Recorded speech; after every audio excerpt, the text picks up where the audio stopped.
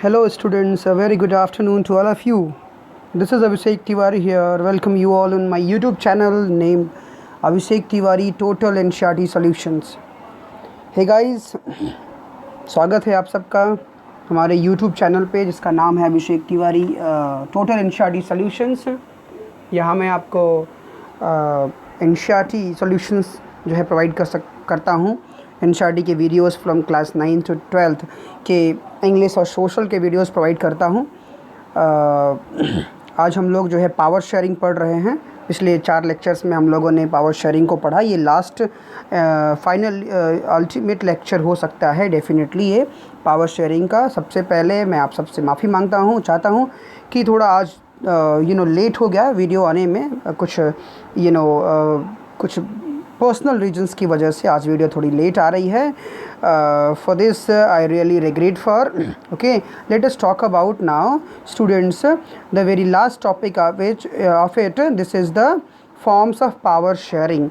Last day हम लोग forms of power sharing को हम लोगों ने इंट्रोड्यूस मैंने किया था, और अब आप लास्ट आपको जो मॉडर्न डेमोक्रेसीज़ में पावर शेयरिंग अरेंजमेंट होता है या उसके फॉर्म्स होते हैं उसको हम लोग स्टडी करने चल रहे हैं।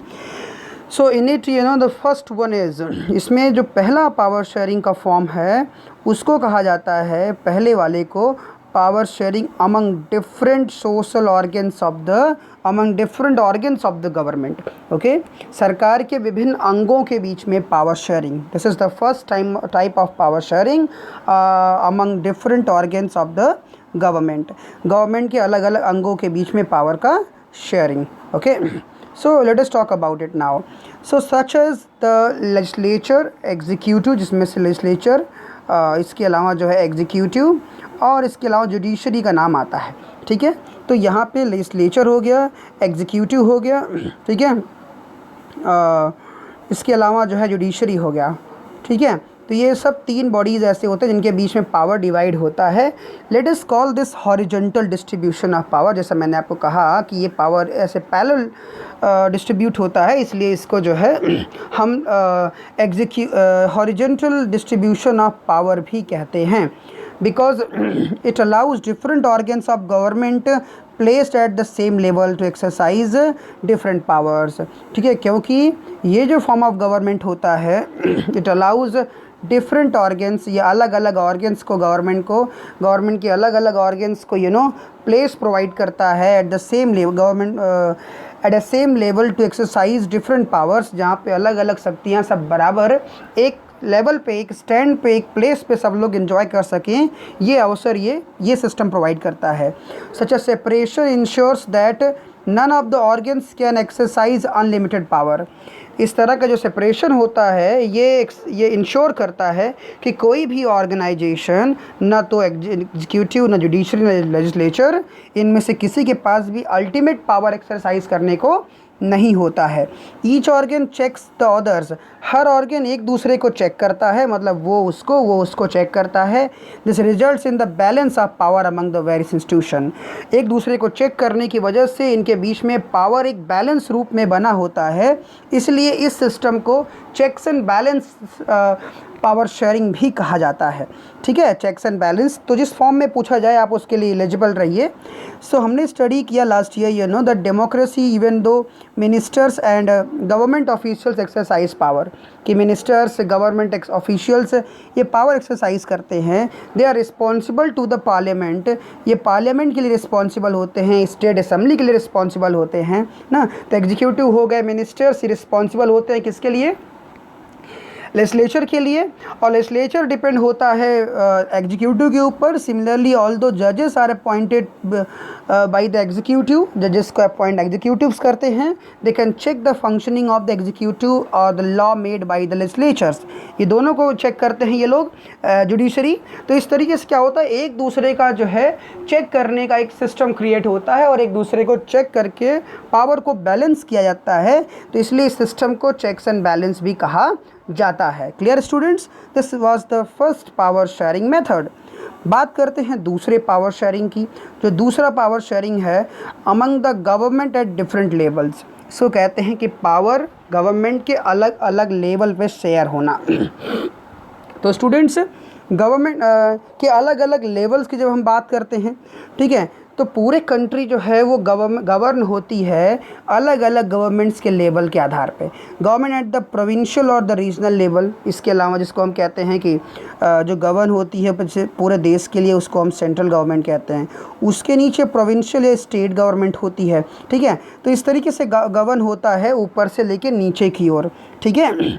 So such a general government for the entire country is usually called federal government. इस तरह की सरकार को ही फेडरल गवर्नमेंट कहा जाता है। In India we refer it to the central as union government. इसको हम सेंट्रल या यूनियन गवर्नमेंट कहते हैं, जो केंद्र की सरकार होती है, जैसे मोदी की सरकार। The government at the provincial और regional level car the different names as the different countries. अलग अलग देशों में अलग अलग नाम से जो रीजनल सरकार हो, जो रीजनल लेवल पे, प्रोविंशियल लेवल पे होती है स्टेट गवर्नमेंट, इसको कैसे कि योगी की सरकार, ठीक है, इस तरह से स्टेट गवर्नमेंट होती है। तो in India we call state government, उसको हम लोग रीजनल गवर्नमेंट को स्टेट गवर्नमेंट कहते हैं। So this system is not allowed in all countries. हर देश में ये सिस्टम अलाउ नहीं होता है। कुछ ऐसे भी देश हैं where there is no provincial और स्टेट गवर्नमेंट, जहाँ पे स्टेट या प्रोविंशियल सरकारें ही नहीं चलती, केवल सेंट्रल गवर्नमेंट रन करती है। But in those countries like ours where there are different levels of government, जहाँ पे अलग अलग लेवल ऑफ गवर्नमेंट होता है, the constitution clearly lays down the powers of different levels of government. यहाँ पे कॉन्स्टिट्यूशन क्या करता है? Clearly lays down the powers, constitution powers को क्लियरली ले करता है of different level of government. अलग अलग जो लेवल ऑफ गवर्नमेंट है उसमें पावर को डिस्ट्रीब्यूट किया जाता है इस सिस्टम में। So this is what they did in Belgium, जैसा कि बेल्जियम में हुआ, but was refuge in Sri Lanka, और जो श्रीलंका में रिफ्यूज़ कर दिया गया। बेल्जियम में हुआ नहीं कि वहाँ पे सेंट्रल गवर्नमेंट थी, प्रोविंशियल लेवल पे स्टेट गवर्नमेंट भी हुई, ठीक है, और एक और सरकार वहाँ पे बनी जिसको हमने कम्युनिटी गवर्नमेंट का नाम भी दिया। लेकिन श्रीलंका में इस तरह से नहीं हुआ, वहाँ एक ही गवर्नमेंट थी, फेडरल गवर्नमेंट, सेंट्रल गवर्नमेंट, और उसी से द्वारा जो है स्टेट भी रूल होते थे और लोकल लेवल पे भी, ठीक है। So this is called the federal division of power. तो इस तरह से अगर हम ऊपर से नीचे की ओर पावर को डिवाइड करते हैं, ठीक है, तो उसको हम कहते हैं federal division of power. Power का फेडरल डिवीज़न कहा जाता है। The same principle can be extended to level of government lower than the state government. State government के नीचे के लेवल पे भी इसी तरह की गवर्नमेंट एक्सटेंड की जा सकती है, such as municipality and panchayat, जिसको म्यूनसिपैलिटी या पंचायत के रूप में लोकल गवर्नमेंट कहते हैं। Yet let us call division of power involving higher to lower level of government, और ये वर्टिकली होता है पावर, इसलिए हम इसको वर्टिकल डिवीज़न ऑफ पावर भी कहते हैं, ठीक है। तो ये वर्टिकल डिवीज़न ऑफ पावर इसको कहा जाता है। इसके बारे में हम लोग नेक्स्ट चैप्टर में पढ़ेंगे, जब हम लोग फेडरलिज्म पढ़ेंगे तो, ठीक है। तो ये वर्टिकल पावर डिवीज़न हो गया जो हम लोगों ने पढ़ा है, इसको फेडरल डिवीज़न ऑफ पावर भी कहा जाता है। ओके, चलते हैं तीसरे की तरफ। तीसरा जो फॉर्म ऑफ पावर शेयरिंग है, इसको कहते हैं द पावर में also be among different social groups. अलग अलग सामाजिक समूहों के बीच में भी पावर का डिस्ट्रीब्यूशन हो सकता है, जैसे कि रिलीजियस और लिंग्विस्टिक ग्रुप्स के बीच में, भाषाई और धार्मिक समूहों के बीच में भी शक्तियों का विभाजन होता है। जैसे आपने कम्युनिटी गवर्नमेंट के बारे में देखा, बेल्जियम के एक अच्छा एग्जाम्पल है इस तरह के अरेंजमेंट का। और कुछ ऐसे देश भी हैं, there are constitutional legal arrangements, जहाँ पे संवैधानिक और लीगल अरेंजमेंट किए गए हैं ना, whereby social weaker sections and women are represented in the legislatures and administration, जहाँ पे महिलाओं को, सोशल वीकर सेक्शंस को जो है रिप्रेजेंट करने का अधिकार मिलता है लेजिस्लेचर और एडमिनिस्ट्रेशन में। लास्ट ईयर आपने स्टडी किया था सिस्टम ऑफ रिजर्व कॉन्स्टिट्यूंसीज़ का। रिजर्व कॉन्स्टिट्यूंसी इसी तरह की पावर शेयरिंग का एक एग्जाम्पल है, ठीक है।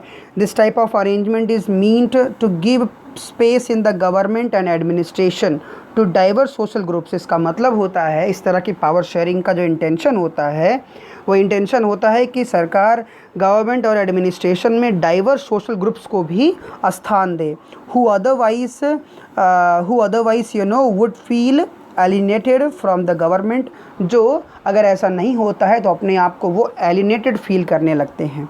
This method is use to give minority communities a fair share in power.